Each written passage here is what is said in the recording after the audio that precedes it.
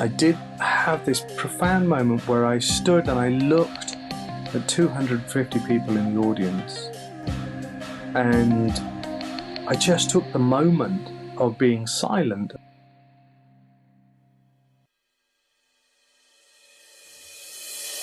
As a child, Nitin Ganatra was shy, overweight, he had a stammer, was the target of bullies.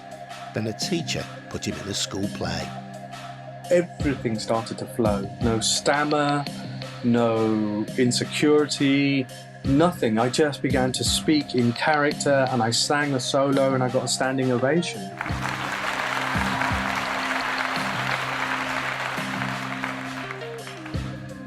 From that moment, Nitin was determined to be an actor. He went on to play Masood Ahmed in EastEnders for well over a decade. But although he was made famous by a soap about London, was born in Kenya and was briefly resident in Leeds, he feels very much made in the Midlands. You're reconciled now with the Midlands. Do you love the Midlands now? I do. I love the community. I love my neighbourhood. This is Made in the Midlands, an original commission by the Coventry UK City of Culture, hosted by Adrian Goldberg. I'm trying to find out why the UK's largest region, East and West Midlands together, seems practically invisible to the rest of the country. Take soap operas. London has EastEnders, Yorkshire, Emmerdale, the North West, Coronation Street. Meanwhile, we Midlanders have, or at least we had, Crossroads Motel, whose scenery last wobbled in 2003. So, on this podcast, we ask whether today's Midlands high achievers feel enough national attention is given to our part of England. Episode 4. Nitin Ganatra came to the UK when he was 3 years old. His father was a formidable businessman who ran a local shop in Coventry until he died last year. After that life-changing performance on the school stage, Nitin went to Bristol University to study drama, film and television, and he now lives in London. By the way, this episode contains graphic descriptions and language relating to racial abuse. What does the Midlands mean to you? Okay, well, the Midlands, obviously, it's home because my family still live in the Midlands. So I do go back there. I did a lot of my growing up there, although I'm an immigrant. So we're Kenyan Asian. And so we came over in the 70s. We lived in Coventry, then moved to Leeds and came back to Coventry and were there ever since. So since then, I've been all over the UK. And the Midlands is just a slightly confusing place because I'm not sure if it's got a strong identity. That's my thing about the Midlands. Explore that then. Tell me a little bit more about what you mean. In this country, there's such a big north-south divide. And somewhere in the middle, there's Birmingham and Coventry and Wolverhampton and Derby and Warwickshire and all these places that don't quite fit in. There's just I think there's a different culture, and it's very hard to pinpoint. I find it really hard to describe. Being a Midlander suggests middle of the road, average, unexciting. You can have all of those connotations being Midlanders, but I don't think it's any of those things. You know where there's a memory just came up where I remember something that had happened. I became a student in Bristol, and I remember coming back to Coventry out of the train station, and Liverpool had played Coventry City, and there was a big bottle fight going on outside the station, and I remember walking through the middle of it with these bottles flying over my head. And I got a walk to the bus station, and by then they'd introduced these slots where you put your money in, and they stopped giving change on the bus. And I remember getting on the bus going, oh no, I don't have any change. And the bus driver poked his head round the back of his door and said, "Has anyone got any change for this young man?" And everyone in the on the bottom deck of the bus went, "Hang on a second, how much you need?" And people got their money out and gave me change. And I just remember going, "Oh my God, this doesn't happen anywhere else." I'm sure it wouldn't have happened in Bristol. It wouldn't have happened in London. I've only just remembered that. Given what you say about this historical north-south divide across Britain, when you tell people that you come from the Midlands, how do they react? I think they react with a bit of ambivalence, really. Birmingham has a big name for itself, but the Midlands doesn't. I mean, I really do stand. I'm ready and happy to be corrected on any of this because I'm sure there's a long list of achievements that the Midlands has that I'm not aware of. But when people do ask me where you're from, I say the Midlands, and when I say Coventry, people glaze over. Really, they go, and some people go, "Oh dear, oh dear."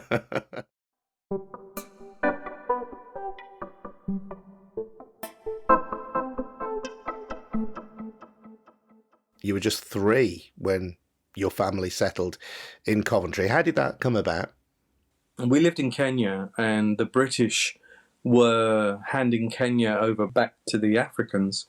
And we were offered British citizenship. So my dad said, "You know what, we could get a better life for our kids in the UK." And it was an extraordinary experience. Even though I was 3, I still remember lots of it. You know, what one doesn't understand is at that time, if you're an immigrant and you come over to another country and you've come from Kenya, you know, it's hot. You can pick mangoes off trees. As kids, you could go out of the door and you know you're going to be fed because there was a really strong sense of community. Everyone looked after everyone. And then suddenly you arrive in this cold, grey, wet culture. We had our first cheese and onion rolls. And apparently I said it tasted like soap. White bread tasted like soap. I'd never had white bread before. You know, it's odd little details like that you adjust to. The hysteria of pickled onions, you know. We were like, we've never had a pickled onion before. So there was some gorgeous things like that. But growing up was hard. You know, we had to adjust to a sometimes hostile country. You know, we were not necessarily welcomed. The National Front were very strong at the time. And we had a corner shop which was targeted a lot. Tell me about the corner shop. It's been there for over 45 years. And this is in Cowden, in Coventry. Yeah.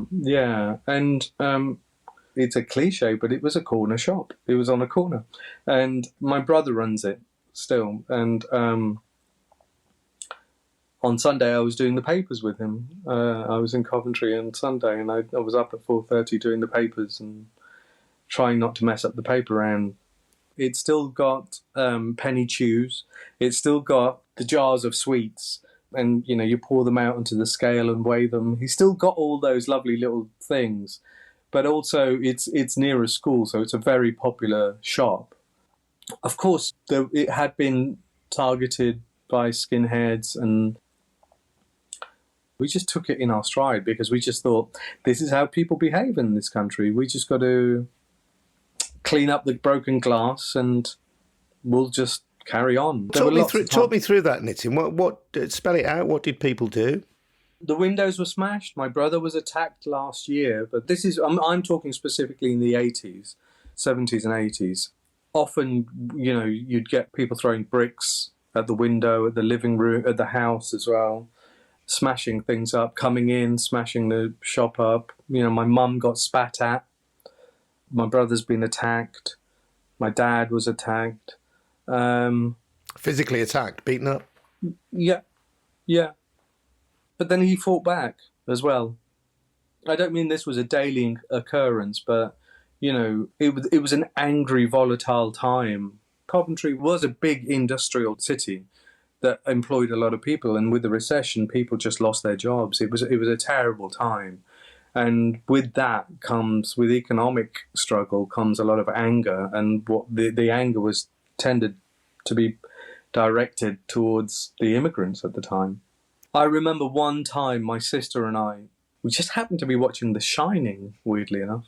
So we were already spooked out, and we were alone in the house, and we heard some noise. Like my brother used to leave the milk crates outside the shop, and they started throwing them around. We looked out the window, and there were like 25, 30 skinheads outside the shop at night. And it was just the two of us, my sister and I. And we were like, oh my God, what do we do? And of course, they saw the curtain move. And because they saw the curtain move, that's an act of provocation with people like that. At that point, they started throwing bins and the crates. They'd found bricks. They smashed the shop. And so we phoned the police, and nobody really turned up. Both my brothers had come home, and we had to suddenly get in the car and go looking for skinheads. Because my brothers were like, get in the car, tell me which way they went. But they'd all scarpered by that point. There's an immigrant pride, which is that you've struggled very, very hard, putting your family at risk through huge upheaval, through poverty, to get to a place where you own your own business and you will defend it. You will defend it. You've worked hard for it. So my dad had that principle. We've worked hard for this, so we will defend it. The context is important here in that you were what were described in the British media at the time as Kenyan Asians. So your family had been living in Kenya, but their heritage was in Gujarat in India. And when they were expelled from Kenya, they were expelled without any of the wealth that they had accumulated until that point. So how did they end up in Coventry, and how did they manage to acquire a corner shop? I think you were only allowed £200. That was it. When leaving Kenya? Yeah, you weren't allowed to take much. I think we already had people there who said, come here, you can come and stay with us. And it was classic immigrant stuff where there were like 10 of us to a bedroom, but it wasn't, sponging off the state and free money and all of that. It's just that some people had gone ahead and we've settled here, so come over. So I remember lots of people sharing houses and rooms and sleeping on the floor and things like that until they could afford to get a loan. There is a legendary story about my dad who went into the bank, and because my dad had been working since he was 15 and set up businesses in Kenya that were successful, he'd always seen himself as a businessman. He went into a bank and he said, I want to buy a shop, I want to buy a business. And the bank manager said, well, what have you got? And my dad said, you've got my word. You lend me the money and I give you my word that I will pay you back within a year. And these are the old-fashioned days where you actually met the bank manager and you talked to them. And the bank manager was kind of impressed at my dad's chutzpah. So he said, okay, all right, fine, here's £10,000. And my dad bought a small shop and then worked. We all worked.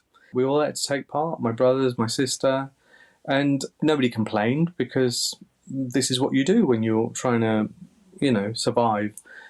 And then a year later, my dad paid the bank manager back in full and said, right, I need £20,000. And the bank manager was like, okay.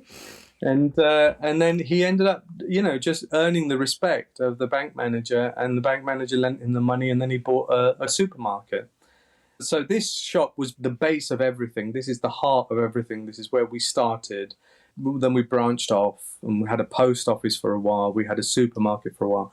But then it came back to this. Once my dad got too old and too tired, we've still remained here in the corner shop.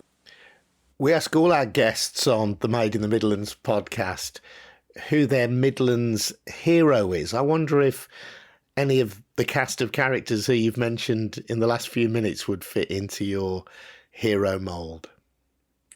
Well, I wondered about Coventry. You know, it's had people like Mo Molan and the actor Clive Owen, who's, you know, a huge film star, and sorry, the late Mo Molan, whose politics I remember how amazingly honest and aggressive and good, a good example of a good politician she was.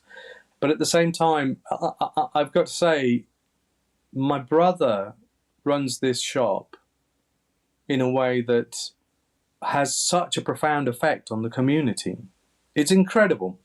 It's incredible because it's been there 40 years, and I am still stunned by the way my brother knows the name of every single person that comes into the shop. I'm not joking. Every single person and every school kid. And we have regular customers that come from quite far with disabilities who come in at 4:30, 5 in the morning. There are people that go to work.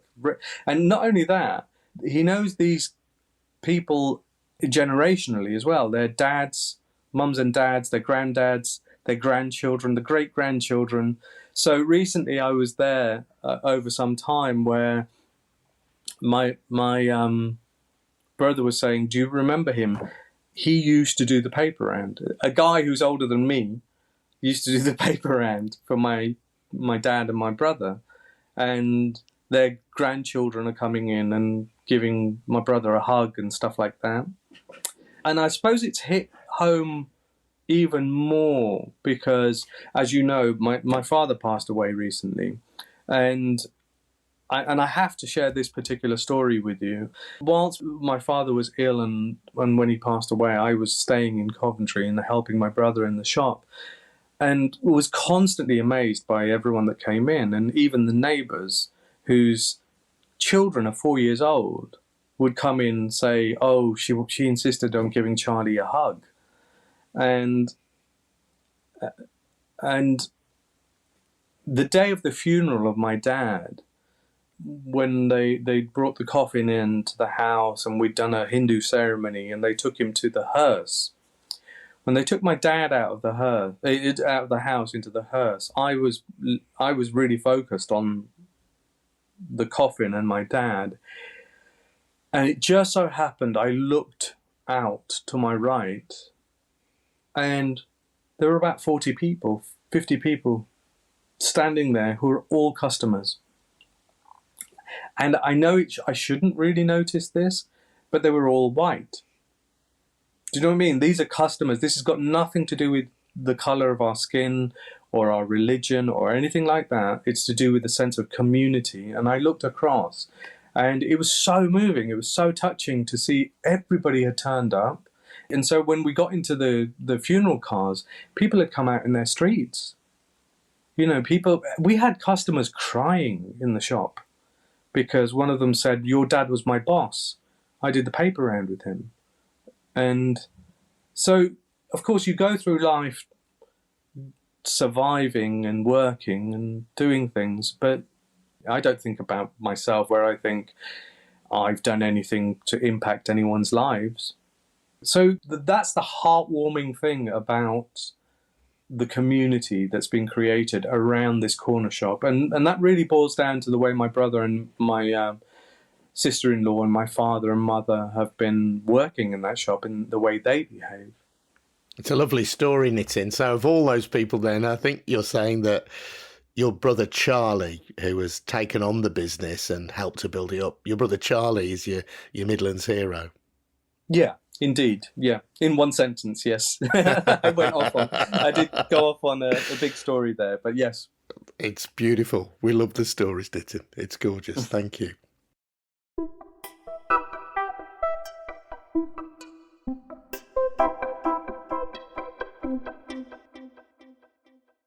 You've described being targeted as Asian shopkeepers in Camden. What was it like at school? Was that any sanctuary from those kind of pressures? It was horrible at school. It really was. I'm not in touch with many school friends, but I've got one friend who lives in the Midlands. He's in Coventry and he's a musician.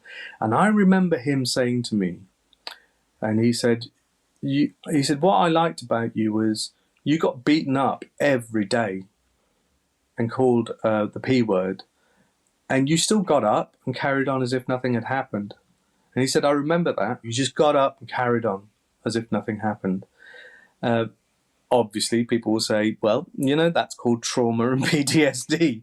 That will pop up sooner or later. But I just thought that was normal behaviour. I just thought, that you just go, this is normal to be called the P word and be spat at. And that endured through junior and secondary schools? Yeah, well, secondary school was even more difficult because I was a bit of a loner. I was a really fat kid and I was really shy. And I was a scared kid. So going to secondary school was even worse because there were a lot more kids from different areas who were just really aggressive.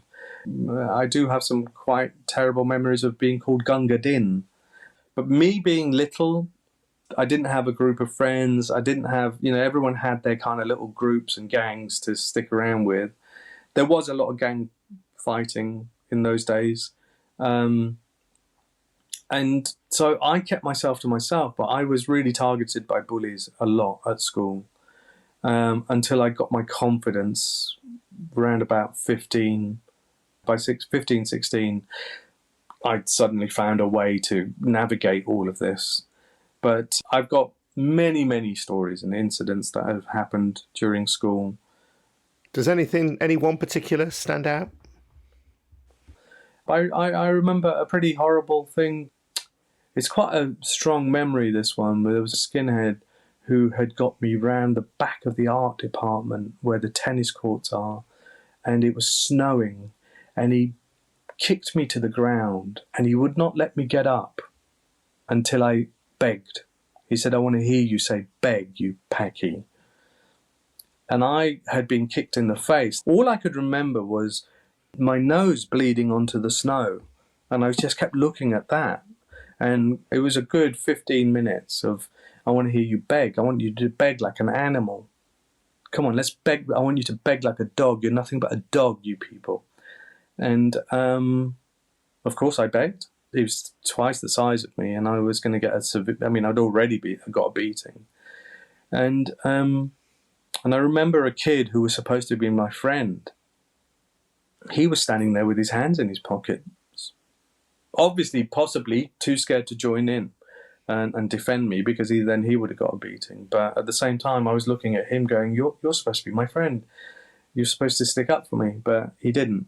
So that's just one incident in a line of many, That's horrific, Nitin. Honestly, it's very difficult to listen to, never mind to have experience. And as you say, these kind of things were happening to you on a daily basis at school.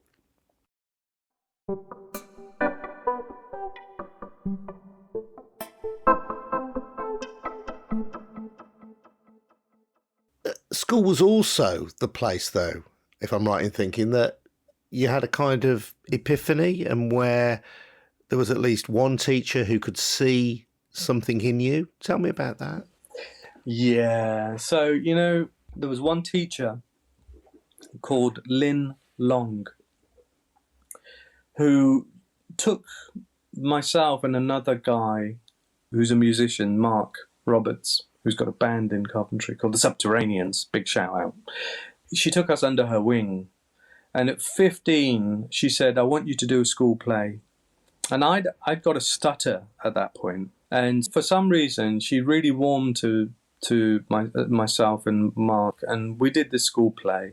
And it was good fun. But also, the next school play, she said, I'm going to audition you along with the drama teacher, Jane Arthur, who also became a real mentor for me.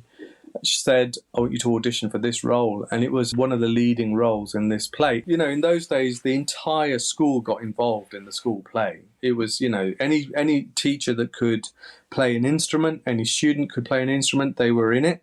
They were in the band. We had an incredible music teacher who composed the music. Lynn wrote the script and the lyrics to the songs with Jane Arthur. and sets were designed. I mean, it was a big thing. Lighting. It was somehow brought the school together. So I did this play, and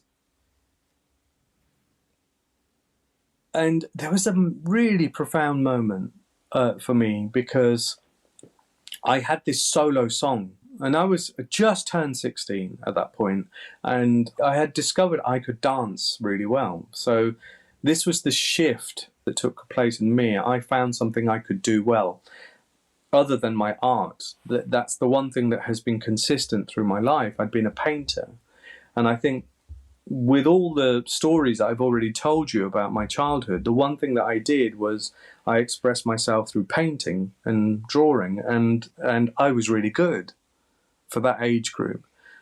But it's also a very introverted activity. So doing a school play, you have to come out of yourself. And so I auditioned for this part, and Lynn and Jane had said that this is your part. You're gonna go on stage and you're gonna be brilliant. And I had this big monologue halfway through the play, and I had a solo song. And I went onto stage. I did have this profound moment where I stood and I looked at 250 people in the audience, and I just took the moment of being silent. And I remember going, they're all waiting for me to say something. And for somebody who had been invisible all their lives, or who had tried to be invisible, don't draw attention to yourself, because you're just going to get beaten up. Someone's going to give you a hard time. Just keep your head down and be invisible. Just get your sketchbook out. So I disengaged with society. So suddenly to be out in front of 200 people waiting for me to speak, it could have gone either way. And the moment I opened my mouth, everything started to flow. No stammer, no insecurity, nothing. I just began to speak in character, and I sang a solo, and I got a standing ovation, and I stole the show. And it was an amazing experience. And it was at that point I realized, okay, I'm going to go and be an actor. And it was the encouragement of Lynn and Jane Arthur that got me. Jane Arthur had rung up the Belgrade Youth Theatre after that and said, you need to audition him. And I got into the Belgrade Youth Theatre at 16 and did professional shows. And Lynn helped me get to Bristol University to study drama and film. So were it not for particularly Lynn, who had mentored me since the age of 15, I met her when I was 11. She was a cover teacher, and it completely intimidated me. But were it not for her, my life would not have taken this path. I would not have been an actor. I would not have got to Bristol University, which was a really hard university, top university to get into at that time, to study drama. And I'm still in touch with her on a regular basis. She's still my dearest friend. That's a beautiful story. Is that your Midlands memory then? We ask all our guests to name their Midlands memory. That was so evocative as you talked about standing on that stage at school and starting to win over the doubters in the school, the people who hated you because of your skin colour, and also starting to win over yourself in terms of self-confidence. Is that your favourite Midlands memory? Well, that would probably go down as a very strong memory. I'm trying to remember, actually. There are so many things, like probably, that bus stop moment where I asked for change and the entire bus put their hands in their pocket. That's a good memory. That's a really positive memory. There is another memory, actually, and it's a silly one, where in the Coventry Central Precinct, there used to be a Revolver record shop.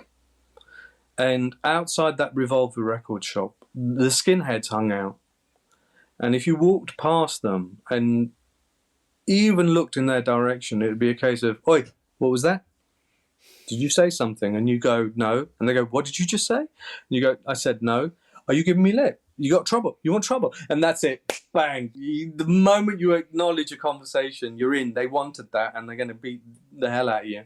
Well, something really odd happened when breakdancing came in the 80s, because I tried to be a new romantic. I look ridiculous. I tried to do two-tone, but it was too disconcerting because the same skinheads that were, cropped hair and Doc Martens were now dancing to Jamaican music, ska music, and my head couldn't compute that. I tried to be a goth. Black eyeliner and white powder on brown skin doesn't work. You just look like a clown, basically. So I found breakdancing. I was actually really naturally good at it. I could do it. So what happened was literally overnight. I mean, I went to town, skinheads outside Revolver Shop. Next day I went to town, the skinheads have disappeared, and there's loads of people doing the wave, watching their reflection in the mirror, in the window of Revolver Records. It was just so overnight. That's one of the funniest memories I have. In fact, you've triggered so many memories right now just talking to you about it. I've got lots, but just seeing a culture change overnight from punk and skinheads to, well, now we're breakdancing. They've disappeared completely. Two-tone was breaking through in Coventry, this national and international phenomenon which represented a positive image of the multicultural Midlands. Did you feel part of that? And did that change the mood in Coventry? I think two-tone saved Coventry. I think two-tone saved the Midlands. I think that gave a voice to many, many people. And I think because there were Caucasian leads, but they're alongside Jamaicans and Afro-Caribbeans, the optics of it must have changed something. If you've got Madness and Busted Blood Vessel and the Selector and the Beat, but the music voiced the anger in a way that Adam and the Ants didn't. Culture Club didn't quite. Duran Duran didn't quite express the anger that Two-Tone did, and that was at the peak of that recession. You had the most creative time, and I think that's where I was lucky. As an artist and as an actor, we found a voice to express it. Then, of course, that was followed by the whole hip-hop movement. I found my voice through the hip-hop movement. Now, why that changed things culturally was all the kids that were hanging around in the street, and I was one of them, suddenly were no longer fighting, they were dancing. And they were competing with each other on the street, literally in winter, on a piece of lino. Now, breakdancing or hip-hop may not be everyone's taste, and the dance forms now they've been revived in a whole new other way now. There's these massive competitions now. But at the time, it was an odd thing that people were having dance-offs instead of gang fighting. And that's a huge cultural shift for young people because they've got something to express themselves with. Before you discovered breakdancing and two-tone and acting, you talked about this lifelong love of painting and drawing, Nitin. I think that takes us to our Midlands masterpiece, doesn't it? Yeah, my Midlands masterpiece. I spent so much of my childhood and youth at the Coventry Cathedral. Now, I was already drawing and painting before I could do anything. And on a Saturday morning, there was an art club at the Coventry Cathedral. And so I would get on a bus and then walk up to the cathedral. There's basically two cathedrals. There was the old cathedral that got bombed, and it has the kind of the walls of it. And then out of the old cathedral is the new cathedral, and you've got the Graham Sutherland tapestry in there, which is huge. And the whole thing about look wherever you walk, Jesus is looking at you. His eyes keep following you around. And of course, I spent my time walking around going, I wonder if I can catch that tapestry out. And I spent so much of my time there by myself, just walking around the cathedral. There's an amazing statue outside the new cathedral of Satan and with wings and so. It's just a beautiful work of art. It really is. And the stained glass windows are incredible. I remember even when I was doing my A-levels, I used to have to go to the library in town, and yet at 8-9 o'clock at night I would walk through the old cathedral grounds, and it was floodlit, and it would be winter, and there would be mist and fog. I mean, I drew it many times. I did drawings of it. I spent time just as a child and as a teenager walking around there. It's just a stunning piece of work. So Coventry Cathedral, your Midlands masterpiece. Yeah. You mentioned that you managed to get into Bristol University to study drama. No easy thing. You've gone on to have a very successful career. We've mentioned your role as Masood Ahmed in EastEnders. You've been in major Hollywood films like Charlie and the Chocolate Factory. You've been in Bride and Prejudice, which was a hit movie.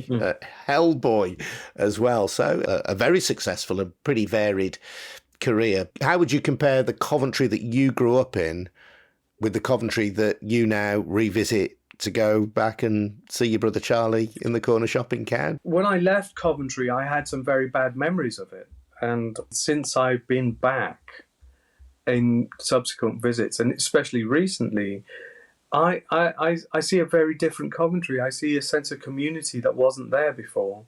Or maybe it was that I wasn't ready to see it. Or generationally, people have learnt to appreciate each other differently. So a lot of the anger has dissipated. And so it warms my heart now when I go to Coventry. We ask all our guests on the podcast for their Midlands manifesto. What does the Midlands need to do to break through this ambivalence that you described from the rest of the country towards us? I think there's got to be a self-pride in the Midlands that doesn't have to be aggressive or shouty. But if anything I would wish for is the Midlands to create an environment to live in which is a little bit more colourful and a little bit more arty. And I say that in comparison to other places like Bristol. I did a lot of my growing up at Bristol University, and it's such a city, such a beautiful city, which it encourages graffiti, it encourages murals, it encourages colour and creativity. And I think the Midlands needs that. You're reconciled now with the Midlands. Do you love the Midlands now?